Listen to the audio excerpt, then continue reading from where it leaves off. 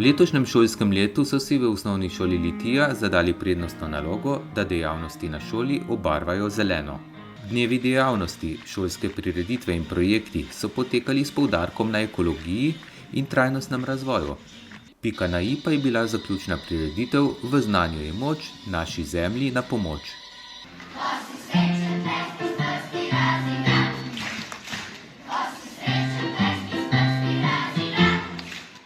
Povezovalka Trina Žibert-Tači je v vlogi Zemlja predstavila njen nastanek in izzive, s katerimi se sooča.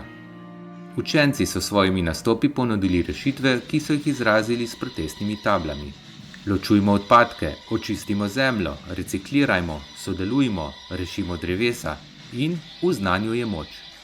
Ob koncu prireditve so si bili vsi nastopajoči enotni, da z vsakim dejanjem, ki je pravično in odgovorno, postajamo del rešitve.